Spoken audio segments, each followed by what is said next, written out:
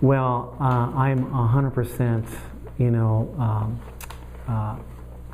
in favor of preserving as much commercial property as possible, just for the reason I just indicated, because I don't know what it will cost to run the business at build out.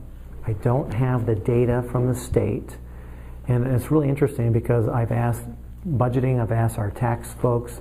I need that data in order to run a business. To me, having that type of data is critical in making long-term decisions. And so this year, more than ever, we're going to make a better attempt to go beat up the state to get that data. Supposedly, that data is available for us. And to me, at that point, I'll know if we have enough commercial or not enough. But right now, because I don't know, my goal is to keep as much commercial as possible. I will give an example of some commercial that has flipped to residential, and those are parcels of land that are kind of inset in areas where they're surrounded by residential. Some of those properties don't even make sense anymore to keep them as commercial. And there's been a couple of those that have happened with that. The most recent one that we dealt with was over by Town Hall on the west side at the town center.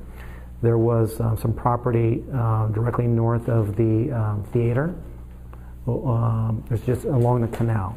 That was going to be at one time a Walmart. And then, you know, probably about, I don't know, 10, 15 years ago, the residents that were in that area decided that they didn't want a Walmart there, but that property has remained pretty vacant for a long time. The owner of that property came to the town and said, how about if I put in luxury apartment complexes in there? And so we approved of that project only because of the small businesses that are in there. A lot of them have gone away for many years because there hasn't been a lot of traffic flow in there. And one of my most favorite restaurants that was in there by the theater,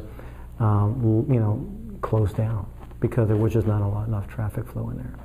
So anyways, that one flipped from commercial to residential, but it was again to generate a lot of foot traffic by having these luxury apartment complex in there. So that's one of the few times that I've ever agreed to flipping, commercial or residential. But my goal is to keep all the commercial as much as possible.